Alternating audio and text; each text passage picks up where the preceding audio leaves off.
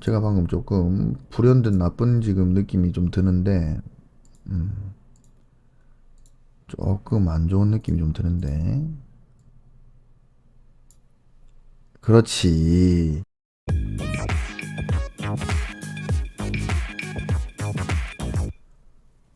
반갑습니다. 2023년 3월 8일 기관의 눈. 오늘 살펴볼 기업은 대우조선해양입니다. 바로 들어가 보죠.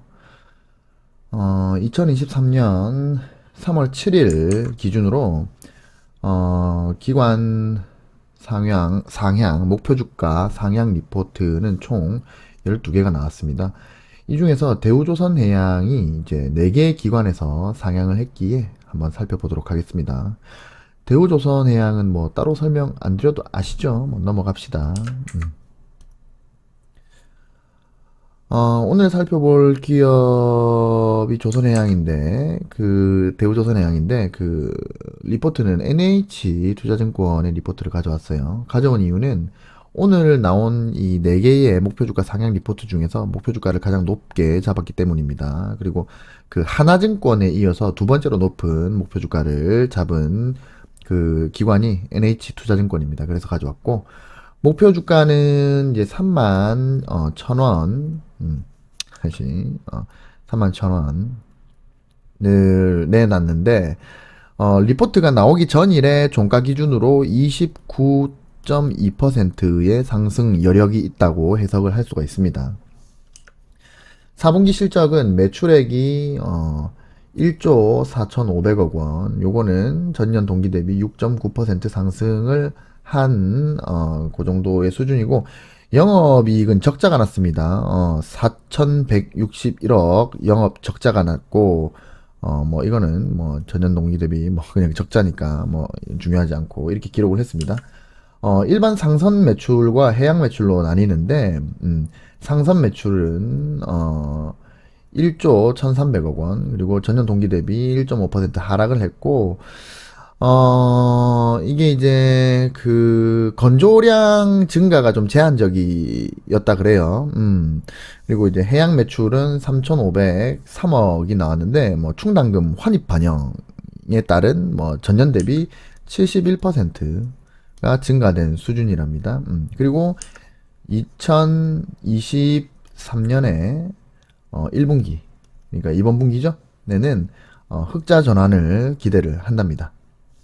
그 근거로는 이제 신규 LNG 프로젝트 증가, 신규 LNG 프로젝트가 증가하고, 그 다음에 노후선 교체 수요로 잔여 슬롯이 감소하면서, 그러니까 이 조선소는 이렇게 슬롯이 다 있습니다. 슬롯이. 이렇게 슬롯이 있고, 선주가 배를 이제 주문을 하면, 그러면은 그 배는 뭐 1번 슬롯, 2번 슬롯, 3번 슬롯, 4번 슬롯, 5번 슬롯 뭐 이렇게 있다면, 예를 들어서 요 배는 뭐 머스크에 머스크에서 머스크라는 선주가 여기 이제 배를 만들어 주세요. 그러면 이제 이 슬롯은 그 배만 만드는 겁니다. 근데 배를 하나 만드는데 시간이 오래 걸리니까 막 용접이 장난이 아니에요. 그리고 뭐 2번 슬롯은 또 다른 선사가, 3번 슬롯 또 다른 선사가, 4번은 비어있고 5번은 비어있고 뭐 이런 식이거든요. 근데 이제 신규 LNG 프로젝트도 증가를 하고, 그 다음에 노후선 교체 수요로 이 슬롯이, 남아있는 슬롯이 이제 얼마 없게 된다. 그럼 남아있는 슬롯이 얼마 없게 된다면, 그럼 이게 뭡니까? 선사들이 노후선을 교체를 해야 되는데, 이게 슬롯이 몇 개 안 남아있으니까 경쟁이 될 거 아니에요. 그래서 그 경쟁 효과로 인해서 LNG선 가격이 상승세가 이어질 전망이라고 합니다.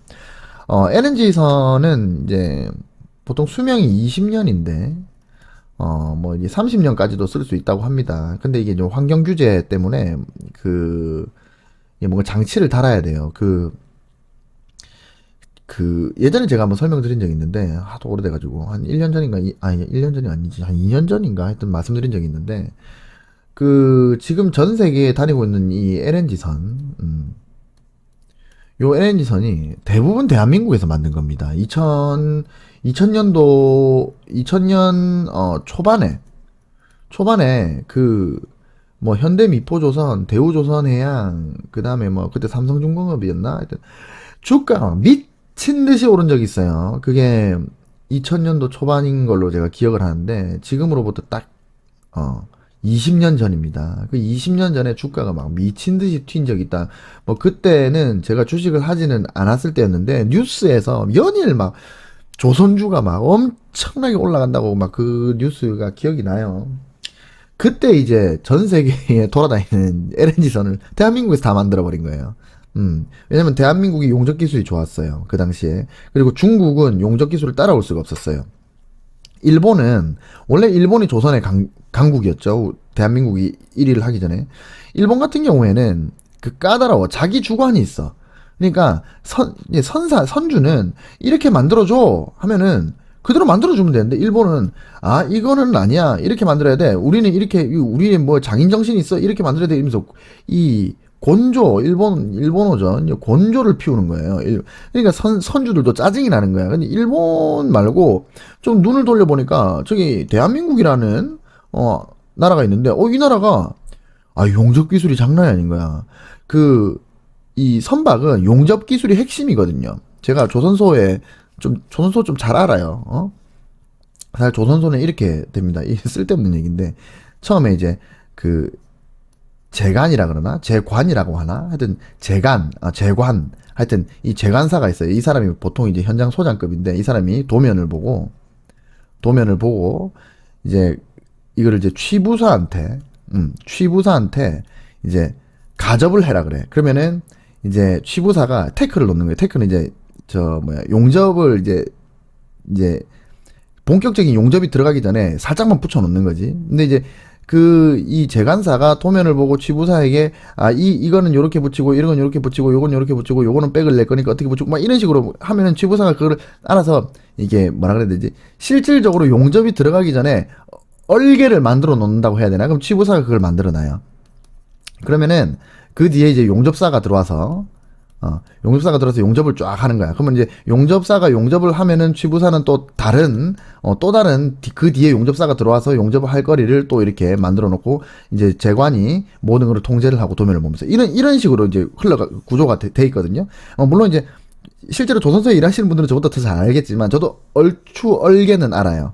이 용접사도 이제 뭐 육지라 그래서 육지는 뭐 6가지의 자세라고 해야 되나? 그리고 R은 이제 육지 R 하면 R은 이제 이게 라운드일 거예요, 아마. 이게 돌아가면서 이게 이 아로라고 하죠. 보통 이것도 일본어인가? 하여튼, 하고 요런 공면을 용접할 수 있는 육지는 뭐 자세 이런 걸 말할 거예요, 아마 제 기억이 맞다면. 하여튼 그래가지고 이제 조선소가 그렇게 굴러간다. 여튼 이게 중요한 건 아니고 그냥 하다 보니까 쓸데없는 얘기가 나왔네. 여튼 근데 중요한 거는 대한민국 용접을 잘하더라 이겁니다. 그러니까는 이 선주들이 봤을 때 굳이 일본한테 맡길 필요가 없잖아. 대한민국 잘하네. 그래서 값싼 이게 우리가 이제 경쟁력이 높았지. 왜냐면 우리는 인건비가 일본에 비해서 엄청나게 저렴했고, 그리고 우리 이제 떠오르는 약간 이레귤러 같은 다코스였기 때문에 그래가지고 대한민국에 다 맡긴 거예요. 그래서 대한민국이 조선업계 1위가 되고 일본은 저 밑으로 추락을 해버리고 이렇게 된 겁니다. 그때 당시에. 저는 이후에 이걸 공부를 했지. 그래가지고 대한민국이 조선 1위가 된 거예요. 그때의 20년 전, 2000년도 초반, 2001년, 2년에서 2004년까지 조선주가 미친 듯이 올랐어요. 여러분 차트 확인해 보시면은 진짜 어마어마하게 올랐습니다. 그때 LNG선을 다 만들었는데 그게 이제 수명이 다 해간다. 수명이 이제 20년 정도 쓸 수 있는데 수명이 다 해간다. 그리고 옛날에 그 LNG선들은 이제 환경을 되게 쉽게 말해서 더럽히는 LNG선들이 왜 그러냐면 뭐라 그래야 되지? LNG선에서 이 발전하는, 그러면 이제 폐수나 이런 게 생기는데, 이런 거를 항구에다가 막 버리고 오는 거야. LNG선에서. 아니면 바다에다가 버리고. 근데 요새는 이제 환경에 대해서 엄청나게 까다롭기 때문에 국제 규격이 엄청나게 높아졌어요. 그래가지고 그걸 맞추려면 LNG선에다가 다른 장치를 달거나, 저감 장치를 달거나, 근데 저감 장치도 돈이 어마어마하대. 그래서 저감 장치를 달거나 아니면은 그냥 요거를 수명이 오래된 20년, 22년 이렇게 된 거를 요거를 그냥 새롭게 건조를 하는 거죠. 그래가지고 이제 노후선 교체 수요가 그래서 나오는 겁니다. 노후선 교체 수요가 이제 쫙 지금으로부터 한 10년 정도까지는 노후선 교체가 계속 될 거예요. 그러니까 또다시 조선의 부음이 한번 일어날 겁니다. 물론 2000년대 초반처럼 그렇게까지 올라가진 않겠지만, 중국도 많이 올라왔고, 그 정도로 올라가진 않겠지만, 하여튼 언제부터 시작될지 모르겠지만 조선의 랠리는 반드시 다시 온다. 왜냐면 지금 전 세계 바다를 돌아다니는 LNG선이 다 대한민국으로 몰려올 거기 때문에. 오늘 아침에 제가 언뜻 지나가면서 뉴스를 봤는데 또 대한민국이 수주 1위를 했다고 오늘 뉴스가 나왔어요. 그런 걸로 알고 있습니다. 자, 그래서 LNG선 가격 상승세가 이어질 전망이다. 그리고 그 한화그룹이 이제 대우조선해양을 인수를 했죠. 그럼 이제 한화가 이 방산 사업을 많이 하잖아요. 근데 이제 이 대우조선해양을 인수함으로써 이제 육해공 모든 방산을 사업을 할 수 있게 되었다. 그래서 뭐 방산을 비롯해서 신규 사업을 아마 한화에서 할 거고, 그 신규 사업을 통해서 지속 가능성, 그다음에 동방개선 기대가 된다. 이렇게 근거를 얘기를 했습니다. 넘어갑시다.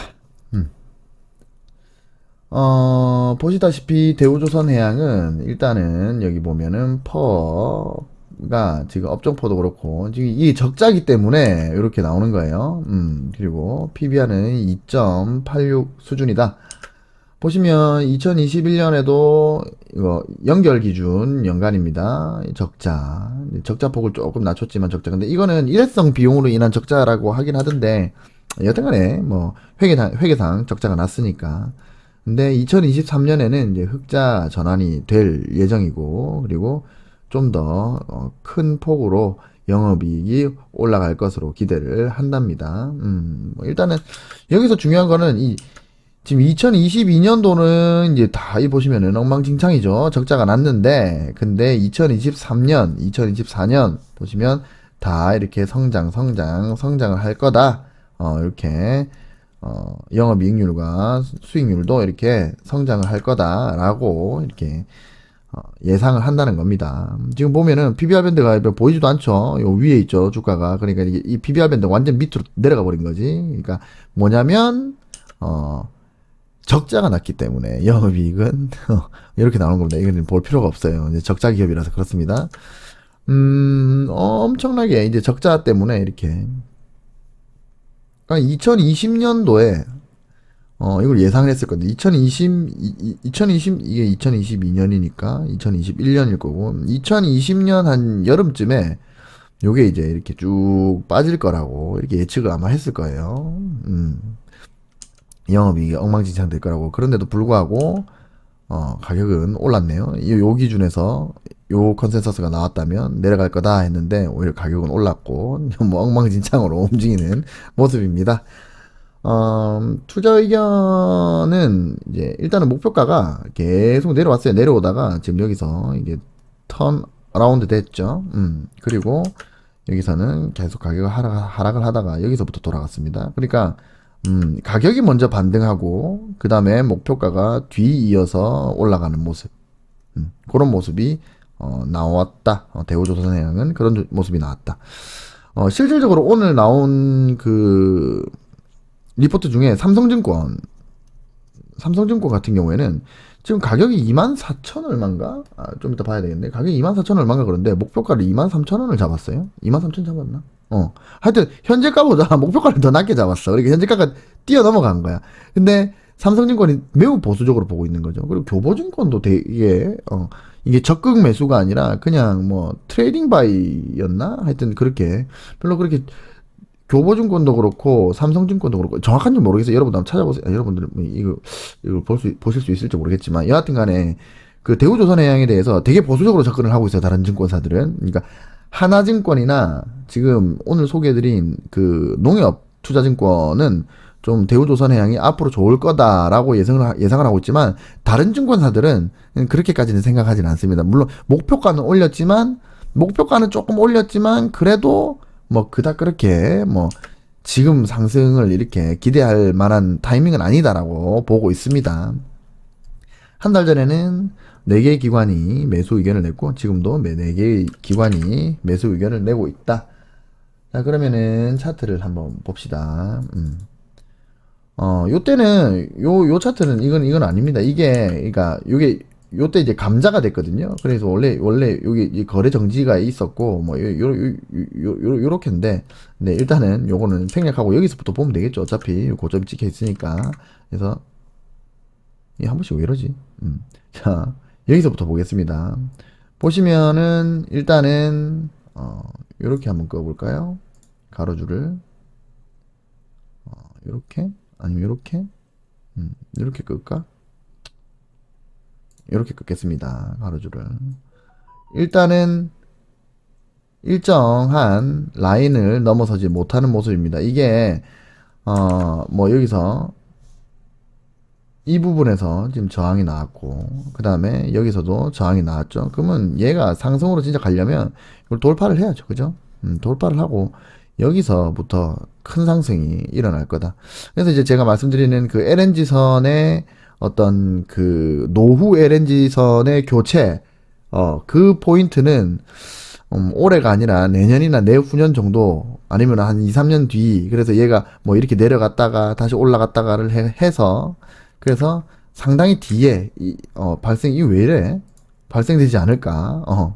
생각을 한다는 거예요. 그러니까 요게 어떻게 됐든 간에 요거를 돌파를 해야 되는데 이게 2024년이 될지 2025년이 될지는 모르겠다. 저는 일단은 그렇게 생각을 하고 있고 그 다음에 요거 이제 하락 채널을 한번 끄볼 건데 이게 죄송합니다. 제가 차트를 이걸 처음 켜가지고 이건 수정을 이게 방법이 있긴 있는데 이렇게 귀찮게 하지 않는 방법이 있는데 그냥 일단은 시간 얼마 안 걸리니까 자 요렇게 해서 자 요렇게 내려보겠습니다. 얼추 이 정도 끄면 되겠네요. 그랬을 때 뭐 약간 중단에서의 어떤 유의미한 이런 모습들이 나오고 있는 중입니다. 그죠? 나오고 있는 중이고 이 중단에서 항상 이렇게 유의미한 모습이 나오고 있다. 그러면은 이제 이제 상단에 2포인트, 그 다음에 하단에 이렇게 페일링, 그 다음에 이런 포인트 페일링, 이런 포인트를 가지고 일단은 꺼봤어요. 일단 꺼봤는데 중단에서 넘어섰고 지금 중단까지 다시 내려온 상태다. 그렇게 차트가 좋아 보이지는 않습니다. 그리고 상승 채널 같은 경우에도 여기가 이제 최저점이기 때문에 여기를 기준으로 한번 꺼봅시다. 요렇게 끊는다면 이 상단은 중요하지 않아요. 뭐 이게 요거일 수도 있고 근데 요렇게 되면 이제 트랩이 되는 거고 요렇게 끌 수도 있고 그러면 요 부분은 트랩이 되는 거죠. 그리고 다시 내려온 걸 수도 있고 중단이 있으니까 여기도 한 포인트가 있으니까 일단 뭐 요렇게 끌어놔 봅시다. 그러면 지금 상단에서 돌파를 했다가 다시 이탈을 해서 내려오는 모습이면 얘는 이렇게 가더라도 이렇게 빠질 가능성이 있는데 일단은 제 기준에는 뭐 그렇게 좋아 보이진 않습니다. 그리고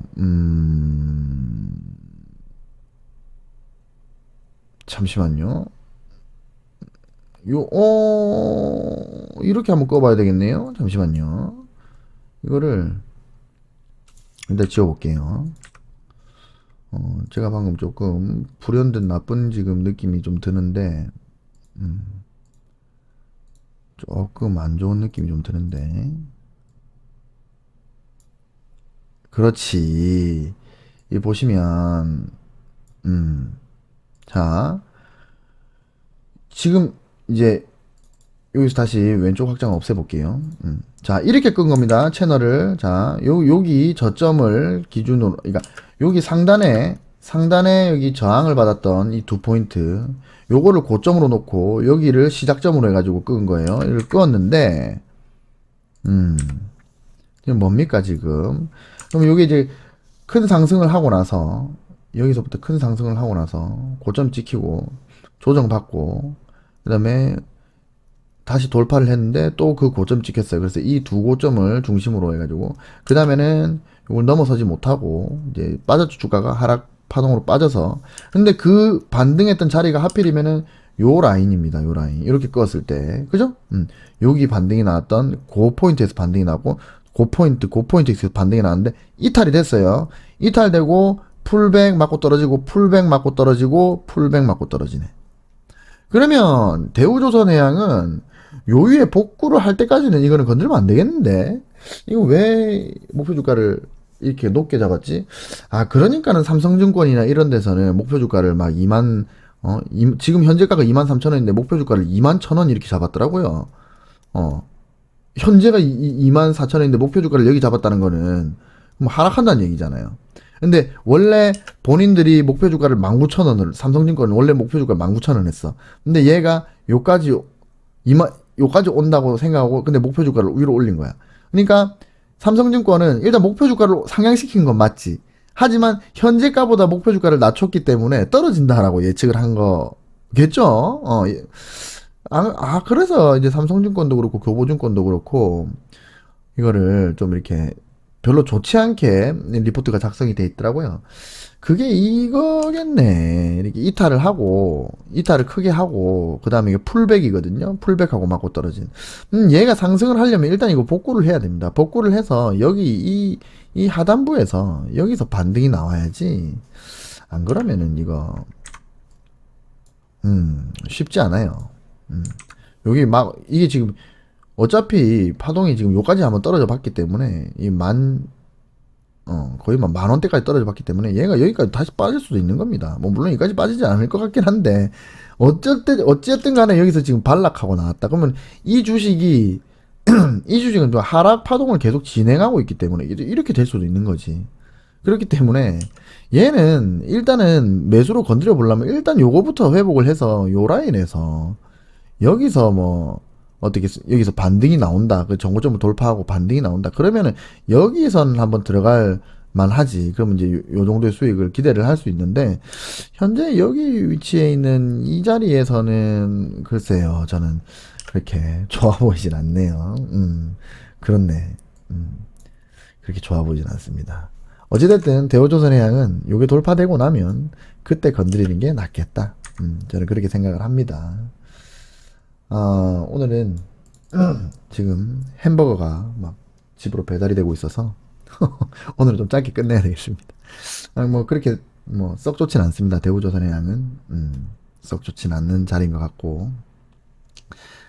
자, 이렇게 해서 오늘 대우조선해양에 대해서 한번 살펴봤습니다. 일단은 제가 드리고 싶은 말씀은 이 농협 투자증권에서는 매우 좋게 봤고 또 이제 앞으로 흑자 전환되고 상승을 할 것이다라고 생각을 했는데 다른 증권사들의 리포트는 목표 주가를 상승을 시키긴 했지만 근데 삼성증권 같은 경우는 현재가보다 더 낮은 가격으로 목표 주가를 제시를 했고 그 교보증권 맞을 거예요 아마. 아니면은 뭐 하여튼 아니면 다른 증권사겠지. 하여튼 또 어떤 증권사는 이 매수 의견을 하락을 시켰더라. 목표 주가는 상승을 시켰는데 매수 의견을 하락을 시켰어요. 그러니까 한 단계 하락. 원래 적극 매수해서 그냥 매수. 뭐 이런 식으로. 아니면은 뭐 매수해서 중립. 이런 식으로 그 투자 의견을 하향을 시켰더라고요. 그래서 뭐 삼성증권도 그렇고 뭐 교보증권이라 합시다. 그 교보증권도 그렇고 그 대우조선해양이 지금 막 이렇게 상승할 것이다라는 얘기는 아니더라고요. 근데 농협은 상승을 할 거라고 하길래 그래서 리포트를 들고 와봤는데 차트를 보니까 모르겠습니다. 이 삼성증권과 교보증권이 맞는 것 같기도 하고 왜냐면 상승 채널이 이렇게 있는데 주가가 이렇게 올라갔다가 하락했다가 여기서 이탈돼 버렸. 그래서 여기서 맞고 이렇게 떨어지고 있어. 그럼 뭡니까? 그러면 지금 하락 N파동을 일단은 먼저 생각을 해야지. 물론 이 저점이 안 깨지더라도 지금 요 상단이 얼마 안 된 여기서 반등을 해도 여기 저항 라인 저항의 포인트로 작용을 할 수 있잖아요. 얘가 좀 떨어져서 어느 지점에서 다시 반등했을 때 그때는 이 폭이 넓어지니까 어느 정도 그 기대 수익률이 발생을 하지만 지금 여기에서 들어간다고 여기 또 맞고 떨어질 수도 있는데 그닥 그렇게 좋은 자리는 아닌 것 같습니다. 개인적으로는 그렇습니다. 아시겠죠? 일단은 저는 이게 뭐 대우조선해양이 상승할지 하락할지 모릅니다. 근데 여러분들께 매우 간단하게 뭐 이 정도로 차트를 볼 수 있고 이 정도로 작도 정도는 할 수 있고 뭐 그리고 리포트는 뭐 이런 내용이다라는 소개를 드리는 거예요. 아시겠죠? 근데 여러분들이 이 기관의 눈을 계속 이제 어차피 여러분들이 리포트를 뭐 오늘 목표 주가가 어디가 제일 어떤 기업이 목표 주가 상승이 가장 많이 나왔고 그 증권사는 어디고 그 리포트는 또 하나 리포트 보기가 힘들어요. 지금 환경 컨센서스가 엉망진창이 돼버렸어요. 환경 컨센서스는 오늘 목표 상향 리포트가 한 개밖에 안 떠 있더라고. 한국콜마. 근데 오늘 목표 주가 상승은 총 12개가 된 게 맞거든요. 근데 저는 12개를 다 볼 수 있지. 그래서 이 리포트 보기가 힘드니까 제가 대신 리포트를 봐서 여러분들께 조금 더 쉽고 쉽게 접근할 수 있게 좀 쉽게 설명을 드리려고 하거든요. 여러분들이 이 기관의 눈을 매일매일 이렇게 그냥 뭐 제가 뭐 짧게는 한 15분 길게는 뭐 한 30분 이렇게 하는데 이렇게 그냥 뭐 출퇴근 시간에 제가 일부러 그 영상 하루에 2개 올리는 거를 하나는 새벽 6시 하나는 오후 6시 이래가지고 출퇴근 시간이나 아니면 저녁에 집에 들어와가지고 샤워할 때 이렇게 그냥 들으시면 돼요. 그렇게 듣다 보면은 아 현재의 이 기관이 어떤 업종 어떤 테마 어떤 기업에 관심이 있구나. 오늘은 이 기관들이 어떤 종목들을 목표 주가를 상승을 시켰구나. 이게 긍정적으로 생각을 하는구나. 이거를 느낄 수가 있다니까요. 그러면은 여러분들이 그 어떤 테마나 업종이나 그런 거를 고르실 때 상당히 도움이 됩니다. 그리고 기관의 눈에 나온 것들은 일단은 관심 목록에 넣어놓고 그리고 이제 그럼 제가 이제 차트를 보면서 이제 그 기준을 설명을 드리잖아요. 예를 들어서 이 주식은 여기가 넘어가면 그때부터는 한번 뭐 노려볼 만하다. 이 주식은 여기서 반락하면은 이거는 잠시 놔둬야 된다. 그리고 하단에서 반등하는 것도 그렇게 매력적이지 않다. 어떤 라인이 돌파가 되면 그때부터는 상승의 가능성이 열린다. 이런 식으로 설명을 해드리니까 그 기준만 여러분들이 끄어놓고 물론 이제 제가 말씀드리는 작도가 다 맞는 건 아니에요. 작도는 항상 수정을 해야 되고 틀릴 가능성도 많지. 근데 그거를 여러분들이 작도를 바꿔가면서 아 윤중이가 말했던 그런 포인트가 그 저항 포인트가 여기구나. 근데 이게 뭐 한 2달 지났는데 이러던 응축을 하던 애가 돌파를 했어. 예를 들어서 그래서 이 자리가 왔어. 그러면은 윤중이 말대로 여기 매수를 해볼까? 대신에 여기 이탈되면 자르라 그랬지. 이런 식으로 하면 상승하면은 먹는 거고 그럼 여러분들의 덕이고 하락하면은 그냥 손절을 해버리면 되고 그럼 뭐 끼켜봐야 마이너스 뭐 3% 마이너스 5%인데 하지만 상승 기대 수익률은 막 30% 50%인데 이런 기업들은 왜냐면 저평가 기업들이거든요. 이 기업들이 전부 다 제가 지금 총 17개의 기관의 눈을 하고 있는데 17개인가 뭐 18개인가 하여튼 그래요. 근데 요거를 그 인베스팅닷컴에 관심 목록에 넣어놨는데 총 18개 종목이죠. 근데 인베스팅에서 뭐라 그러냐면 총 18개의 저평가 주식을 감지함 이라고 나옵니다. 무슨 말이냐? 기관의 눈에서 나온 이 18개 기업 모두 다 인베스팅에서도 전부 다 저평가라고 얘기를 한다는 거예요. 그만큼 그 지금 기관의 목표 주가 상승 중에서도 저평가돼 있는 거를 제가 들고 와가지고 여러분들한테 소개를 하니까 관심 목록에 넣어놓고 그리고 쭉 보다가 내가 이 라인은 내 기준인데 매수를 해야 되겠는데 이렇게 활용을 하시면 된다는 겁니다. 아시겠죠? 오늘도 고생하셨습니다. 잘 자 안녕.